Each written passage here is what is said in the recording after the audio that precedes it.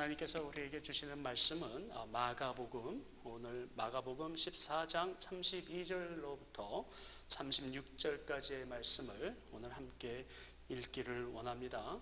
32절서부터 한 목소리로 36절까지 읽겠습니다. 그들이 겟세마네라 하는 곳에 이르러 예수께서 제자들에게 이르시되 내가 기도할 동산에 너희는 여기 앉아 있으라 하시고 베드로와 야고보와 요한을 데리고 가실 때 심히 놀라시며 슬퍼하사 말씀하시되 내 마음이 심히 고민하여 죽게 되었으니 너희는 여기 머물러 깨어 있으라 하시고 조금 나아가 땅에 엎드려 들 수 있는 대로 이때가 자기에게서 지나가기를 구하여 아주 큰 소리로 읽으시겠습니다. 36절입니다.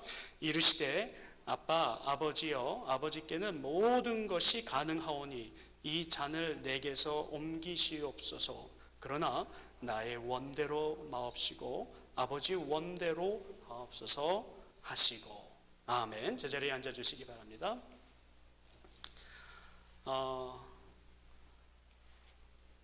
우리는 지금 초대교회 모형들을 살펴보고 있습니다.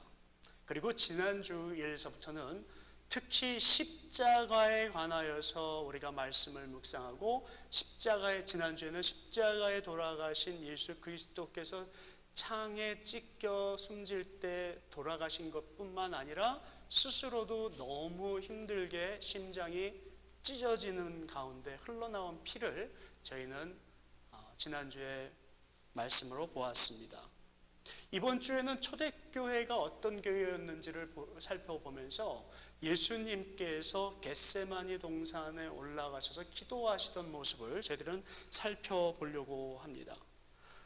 우리가 항상 고난주일에만 여러 가지 말씀을 한 번에 다 살펴보니까 좀 완전히 살펴보지 못한 부분들이 있는데 이번에는 저희들이 지난주, 오늘, 그리고 다음 주, 그리고 계속해서 십자가 사건에 있었던 바로 그 즈음의 말씀들을 우리가 살펴보고 있습니다. 오늘 이 32절의 말씀에 겟세마네 동산에 올라가신 이유는 기도하러 올라가신 것을 저희들이 알고 있지요. 기도하러 올라가시기 전에는 최후의 만찬과 같은 만찬을 제자들하고 가지셨습니다. 그리고선 그들은 겟세마네 동산에 올라갔습니다. 올라갈 때의 목적을 그들은 알고 있었습니다. 6월절날 다락방에 주님이 방 하나를 잡으라 하시고 그곳에서 제자들과 함께 만찬을 즐기셨습니다. 그리고 만찬을 즐겼다기보다 만찬을 가지셨습니다. 근데 그 가질 때 주님은 예언을 하십니다. 이제는 내가 갈 때가 됐느니라. 주님께서 나를 부르실 때 내가 가야 하느니라. 사람들은 많이 슬퍼했고 제자들은 이해하지 못하였지만 그 해프닝은 일어나게 되었습니다. 그래서 그것을 준비하기 위해서 6월절 그 다락방 모임을 마친 뒤에 겟세마니 동산으로 올라가셨고 그리고 거기에 오늘 본문 말씀을 보면은 제자들 다 데리고 올라가셨는데 거기서 심히 슬퍼하시더라 하는 대목이 나오고 심히 고민하셨고 그리고 죽게 된 것을 모두들 이제 인지하기 시작하는 것 같은 느낌을 우리가 받게 됩니다. 근데 여기서 주님께서 기도하시는데 내 잔을 내게서 옮기시옵소서. 주님은 하나님은 아버지는 하실 수 있는 분이라는 걸 제가 알고 있사오니 저에게 그 잔 좀 옮겨주세요 라고 하는 것이 오늘 본문 말씀입니다. 인류 역사상 아주 많은 사건들이 있었습니다. 사람들에게 인상에 확 남을 만한 놀라운 사건들이 많았는데 그 많고 많은 사건 중에 우리에게는 또 기억하고 싶지 않은 나쁜 사건들도 많이 있습니다. 흔히 말하는 우리 9/11 우리 9/11 사건 때 테러 같은 것들 우린 기억하고 싶지 않은 사건들입니다. 인류 역사상 가장 기억하기 싫고 그리고 인류 역사상 가장 죄악과 제약이 치달았을 때 사건이 있다면 여러분들은 무엇을 기억을 하시겠습니까? 그렇습니다. 십자가에 돌아가신 예수 그리스도의 사건이 바로 그런 사건 중에 하나죠. 우리가 예수님을 십자가에 못 박게 한 사건, 죄인이 깨끗한 사람을 죽게 한 사건, 이것은 참 참으로 놀라운 사건이었습니다. 그리고 기억하고 싶지 않은 사건이었습니다. 추악한 사건입니다. 배신한 날이에요. 우리가 누구를 배신했냐면요, 우리의 주군을 배신한 날입니다. 우리를 창조하신 예수 그리스도를 배신한 날이에요. 치욕스러운 날이죠. 영화에 보면은 우리 이 미래에 어떤 사건들이 이 세상에 일어날지를 짐작하게 하는 것들이 있습니다. 터미네이터란 영화는 벌써 아주 수십 년 전에 나온 영화인데, 그 영화를 보면 로봇이 인간을 지배하는 것, 그래서 인간하고 로봇하고 싸우게 되는 이야기들이 나옵니다. 이런 이야기들은 이제는 많이 영화에서 접할 수 있게 됩니다. 언젠가는 인간이 영화 속에서는 나온 영화 속에 나온 그대로 우리가 아마 지배받게 되지 않을까 싶은데요. 인공지능이라고 하는 것들이 우리를 지배할 겁니다. 우리는 인공지능을 만들었습니다. 우리의 삶을 윤택하게 하기 위해서 만들었어요. 그런데 이 로봇이 배은망덕하게도 우리를 공격을 하는 사건들이 미래에는 가능하게 일어날 것이라고 우리는 믿고 있는 것입니다. 그것을 두려워하고 있는 거예요. 이건 반란이죠. 여러분들 삶 속에는 배신당한 적이 없으세요? 나는 사랑했다고, 나는 뭔가 다 줬다고 생각하는데 그 사람이 나를 배신할 때 얼마나 배신감을 느끼고, 배은망덕한 사건들은 이 세상에 우리의 삶 가운데 많이 있습니다. 여러분들 삶 가운데 가장 기억하기 싫은 배은망덕한 사건을 한번 머릿속에 띄워 보시기 바랍니다. 기억해 보시기 바랍니다.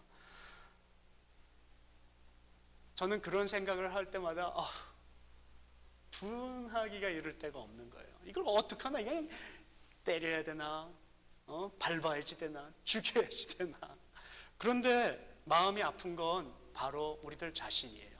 그런 공격을 받고 난 뒤에는 우리가 입맛이 떨어지고 밥맛이 떨어지고 그리고 일어나기도 싫고 참 고민거리입니다. 수치를 당했다고 생각하기 때문에, 더욱이 내가 사랑한 사람한테 수치를 당했다, 모든 사람들이 그 사람의 말을 믿을 것 같은 그런 느낌. 그래서 우리는 그냥 다운되게 되어 있습니다. 여러분, 예수님은 우리가 지금 얘기한 것에 비교도 안 될 만큼의 분함을 가질 만큼 수치스러운 사건을 지금 당하고 계시는 겁니다. 여러분들 삶 가운데도 그런 사건들이 일어나겠지만은 6월절날 일어난 이 사건을 통하여서 정말 일어나지 않아야 될 사건들이 우리 삶 가운데 일어나고 있는 것, 그리고 또한 더 기억하기 싫은 것은 무엇이냐면 그 사건을 내가 만들었다는 것, 우리가 만들었다는 것. 예수 그리스도를 십자가에 못 박은 건 바로 나고, 그리고 그 사건을 통하여서 인류가 기억하기 싫은 일들이 벌어졌다는 것입니다. 우리가 왜 이런 일들이 일어났나를 바라보면서 오늘 성경이 주는 내용들을 매년 우리는 봅니다. 근데 여러 시각에서 볼 수가 있어요. 근데 그 시각 중에 하나가 제자의 관점에서 볼 때, 그리고 또는 제자에게 어떤 말씀을 주시고자 하나님은 이런 사건을 계획을 하셨을까, 또는 우리에게 주시는 것과 우리가 바라보는 것이 있을 수가 있고요. 또 다른 것은 빌라도라고 하는 것입니다. 어떤 사람이 빌라도가 될 수가 있을 수가 있고, 그렇기 때문에 주님은 빌라도에게 주시는 메시지가 있을 수 있습니다. 우리는 오늘 우리에 대한 관점을 볼 겁니다. 주님이 우리를 어떻게 바라보고 계셨고, 그리고 우리는 어떻게 바라보고 있는지. 그런데 그 전에 빌라도에 대한 얘기를 잠깐만 할까요? 빌라도는 어떤 사람입니까? 어떤 이야기들이 오늘 우리는 짐작을 할 수 있을까요? 빌라도로 인하여서 십자가에 돌아가시는 아주 결정적인 계기가 되죠. 그가 판결문을 내리지 않았다면 예수 그리스도는 십자가에 돌아가지 않으셨을 겁니다. 근데 빌라도는 자기는 죄가 없다고 얘기를 합니다. 이 동네 사람들이, 이 주민들이 했다고 얘기를 해요. 핑계를 댑니다. 자기는 죄인이고 자기가 가장 중요하게 예수 그리스도를 죽였음에도 불구하고 자기는 죄 없다고 자기의 죄를 책임 전가를 합니다. 비겁하기 이를 데 없는 이런 빌라도의 모습도 또한 우리의 모습일 수 있습니다. 교회에는 이런 모습들이 얼마나 많은지 몰라요. 이중인격자도 많고요. 주님의 눈으로 바라보면은 한 사람도 온전하지 않을 죄인들이 이곳에 가득하다고 하는 것입니다. 그 중에 가장 큰 죄인이 누구냐고요? 바로 저일지도 모릅니다. 용서하십시오. 저 같은 불쌍한 죄인을 위해서 주님이 오셔서 그래도 나를 사랑하신다고 말씀하시고, 그래도 내가 너를 오늘도 사랑한다고 고백을 하시면서 십자가에서 돌아가신 주님, 오늘 우리는 그 말씀을 보고자 하는 것이에요. 사랑이라고 하는 것이죠. 얼마나 우리를 사랑하셨는지. 겟세만이라고 하는 동사는요, 실제 모양이 절구 모양이라고 합니다. 저는 가보아서 그것이 정말 절구 모양인가를 살펴보려고 했는데 제 눈에는 절구 모양이 잘 안 보이는데, 그게 원래 겟세만이라고 하는 것이 절구 모양으로 생겼기 때문에 겟세만이라 했다 합니다. 기름을 짜는 곳들이 많이 모였었대요. 그래서요. 여러분, 기름을 짠다라고 생각을 해보세요. 왜 예수님께서 하필이면 겟세마니에 올라가셔서 기도하셨을까? 상징적인 의미는 없었을까? 생각을 해보게 되죠. 제가 생각하기에는 분명히 상징적인 의미는 있었을 거라고 생각이 들어요. 주님께서 열심히 기도할 때 표현을 성경에서 뭐라고 하였습니까? 땀방울이 피가 되도록 기도하셨다고요. 그만큼 짜듯이 기도하셨다는 거 아닙니까? 그만큼 간절히 기도하셨다는 것이 아니에요. 여러분, 우리가 오늘 올라가 있는 곳은 어떤 곳에서 올라가서 생활을 하고 있을까요? 우리는 더 높은 곳에서 이 세상을 바라보면서 살기를 원하지요. 근데 우리는 그런 예수님의 간절한 마음, 그런 마음으로 이 세상 사람들을 긍휼히 여기지도 아니하였으며, 그리고 이 세상 사람들을 향하여서 용서할 마음도 없었으며, 이 세상 사람들을 향하여서 우리는 지배할 마음, 내가 욕구만 있었지 우리는 그것을 내려놓을 마음은 없었죠. 근데 예수님은 오늘 그 자리에 올라가셔서 기도하시면서 잔을 채울 때, 주님, 이 잔이 오늘 나에게 채워주지 마시고 혹시 다른 사람들에게 옮겨질 수 있으면 이 잔 좀 옮겨주세요라고 고백을 할 정도로 쥐어짜는 기도를 하셨습니다. 그만큼 사람들을 생각을 했었기 때문이 아니었을까. 어떤 일이 일어날지를 알았기 때문에 주님은 그런 말씀을 하셨을 것입니다. 포텔리온이라고 하는 단어가 있습니다. 이것이 바로 잔이라고 하는 단어입니다. 헬라 사람들이 포텔리온이라고 하는 단어를 사용을 할 때는 특별히 신성한 약속을 하는 잔을 놓고 부를 때 포텔리온이라고 하였습니다. 하나님과의 우리와의 약속, 정말로 거룩하고 성스러운 약속을 할 때 쓰는 잔을 볼 때 바로 포텔리온이라고 한다는 것입니다. 여러분, 우리의 삶 가운데 거룩한 경험을 한 적이 있습니까? 주님이 나에게 그런 거룩한 잔을 나에게 주신 적이 있으십니까? 여러분들 손에 그 거룩한 잔을 들고 마셔본 적이 있으십니까? 여기서의 잔이라고 하는 것은 그러므로 언약의 피를 뜻하는 것입니다. 십자가에 돌아가실 때 예수 그리스도께서는 다 이루었다라는 말씀을 하시며 돌아가셨습니다. 그때 그 마지막에 사용했던 다 이루었다의 단어는 텔레스타이라고 하는 단어입니다. 이 텔레스타이라고 하는 단어는 하나님께서 우리에게 유일하게 쓰셨던 단어이고 처음이자 마지막으로 사용하셨던 단어입니다. 다 이루었다. 무엇을 이루었을까요? 주님이 무엇을 이루시고 다 돌아가셨을까요? 거룩한 잔을 결국엔 마시시고 나의 죄를 용서하시고 나를 구원하시고 돌아가신 그 사건, 피를 흘린 사건, 잔을 마시신 사건, 그것이 바로 다 마지막으로 하신 다 이루었다 하신 것입니다. 여러분, 주님은 나를 향하여서 피를 흘리셨습니다. 주님은 나를 향하여서 잔을 마시셨습니다. 언약을 성취하기 위한 그 일들을 다 이루신 주님께서 오늘 우리에게 오시는 거예요.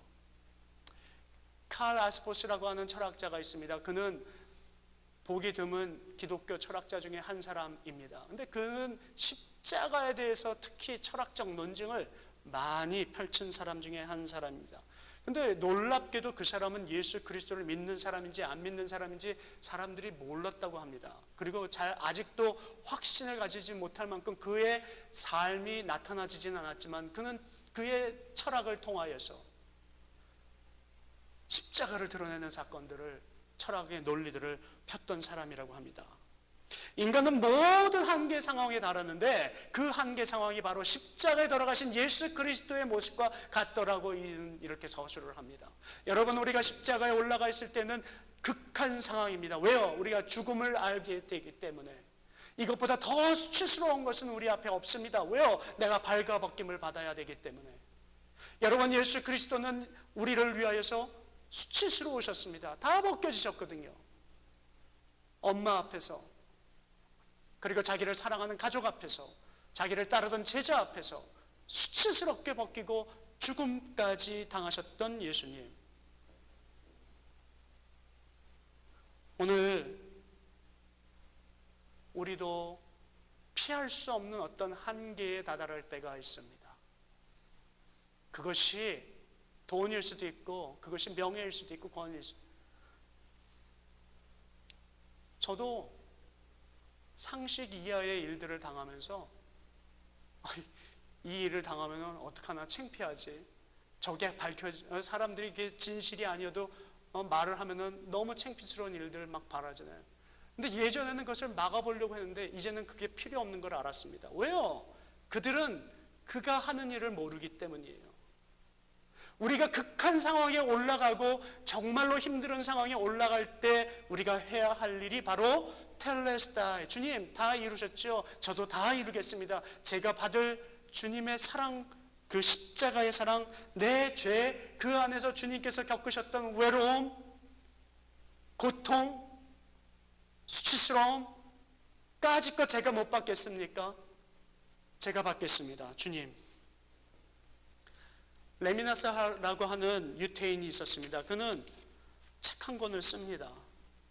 이 사람이 쓴 책은 어떤 책이었냐면요, 아우슈비츠에서 모든 사람들이 죽기 전에 기차를 타고 그곳까지 가는데 그 기차 속에서의 삶을 그린 겁니다. 그 아우슈비츠라고 하는 그 삶에서 그 종착역까지 가는 삶이 어떤 사람들은 이미 죽음이라는 것을 느낀 사람들이 있을 것이고 어떤 사람들은 모르는 사람들이 있었을 거예요. 그러나 대부분의 유대인들은 자기들이 죽으러 간다는 것을 직시하고 있었습니다. 직감하고 있었습니다. 다 그렇게 알고선 그 기차를 타고 가니까 거기 기차 안에 있는 사람들의 모습이 어떻겠습니까? 이 레미나스라고 하는 사람들은 그 죽으러 가는 그 기차의 여정을 크리스찬들 그 삶에 비추었고 십자가의 삶에 비추었던 것이죠. 그리고 그 결말은 뭐냐면요, 히틀러도 사랑하라는 것입니다. 자기는 히틀러 사랑도 극복하고 그 아우슈비츠에서 살아남는 이야기를 그린 책, 이것이 레비나스가 그린 글입니다. 거기에 나오는 주인공 빅터라고 하는 사람은 기차 속에서 다른 사람들은 실망하고 절망에 쌓여가지고 미소도 없고요, 그리고 뭐 가꿀 생각도 안 하고요, 사람들에게 인격적으로도 그냥 탁탁 쏘고요, 거기에 있는 모든 사람들의 삶을 한 사람 한 사람 그린 거예요. 자기 주변 사람들을요. 근데 자기는 이렇게 자기 자신을 가꾸기 시작합니다. 이 빅터는 날마다 나오는 아주 보잘것없는 물과 커피 그리고 빵을 가지고 세수도 하고 양치질도 하고 하루에 양식을 먹고 빗질도 하고, 그리고 사람들 대할 때마다 얼마나 힘드세요? 우리 주님이 사랑하셨어요. 이 이야기, 하나님이 우리를 창조하셨어요. 그리고선 삶을 이겨나가고 준비하는 과정, 다른 사람들은 죽으러 가는데 이 사람은 살러 가는 그 한계를 극복하는 과정을 레미나스라고 하는 철학자가 이 빅터라고 하는 사람을 통하여서 자기의 삶을 비추어냅니다. 그리고 거기서 항상 나오는 말, 우리가 죽으러 가는 것이, 이게 히틀러도 사랑할 존재라는 거예요. 히틀러도 지금 뭘 하고 있는지 모른다는 거예요. 우리를 죽이려고 이렇게 하고 있지만 히틀러도 사랑하자는 거예요. 그러면 우리는 살 때 주님이 주실 그 기회를 부리기 위해서 우리가 준비하며 사는 삶, 이것이 바로 크리스찬의 삶이라고 레미나스는 얘기하고 있는 것입니다. 십자가를 끌고 가는 우리들이 어떤 삶을 살아야 하겠습니까? 사랑하는 성도 여러분, 오늘 우리는 십자가의 길을 가야만 합니다. 예수 그리스도께서 우리에게 그렇게 말씀을 하셨고, 그리고 보여주셨고, 그렇게 또 우리에게 기회를 주셨고 상황을 만드셨거든요. 우리는 그 길을 가야 해요. 그런데 오늘 우리의 모습을 돌아보면 어떤 모습입니까? 우리는 이 죄인의 길을 가야 하지만 주님께서 나를 사랑하셨고, 끊임없이 사랑하셨고, 그리고 또 사랑하셨고, 앞으로도 사랑하실 예수 그리스도, 나를 사랑하고 나의 죄를 용서하실 예수 그리스도를 생각한다면, 오늘 우리는 이 레미나스가 말했던 것처럼 십자가를 어떻게 지고 살아가야 하는지, 이왕질 십자가, 주님께 갈 십자가, 그리고 보여줘야 될 십자가라면 우리는 오늘도 이 삶을 주님 앞에서 다시 한번 다지며 살아가야 하지 않을까 생각을 해봅니다. 예수 그리스도께서 돌아가신 이후에 어떤 결과가 일어났습니까? 우리는 새 사람이 되었어요. We became a new creation. 기쁘지 않으세요? 기쁘시면 우리 큰 소리로 아멘 한번 해볼까요? 기쁘세요? 아멘. 한번 더 크게요. 기쁘십니까? 아멘. 여러분, 기쁨에도 불구하고 지쳐하는 우리의 삶이 사실 원래 우리의 현실이겠죠. 그러나 우리는 승리의 길을 살아야만 합니다. 오늘 여러분의 길은 승리의 길이에요. 모든 초대교회 성도들은요, 이 겟세마네 같이 올라갔던 사람들이기 때문에 이 승리의 길을 알았어요. 맛볼 수가 있었어요. 예수 그리스도께서 비록 돌아가셨지만 초대교회 교인들 다락방에 모여서 처음에 기도했죠. 다락방에 비참함으로 모였어요. 그리고 마지막 다락방에 초대교회를 만들기 위해서 처음에 다락방에 모였을 때는 정말 비참했어요. 이제 주님 가신다고 생각을 하니까. 근데 부활하시고 다시 모이고 부활한 걸 본 다음에 다락방에 모였을 때 성령님이 강권하셔서 정말로 놀라운 일들이 벌어졌거든요.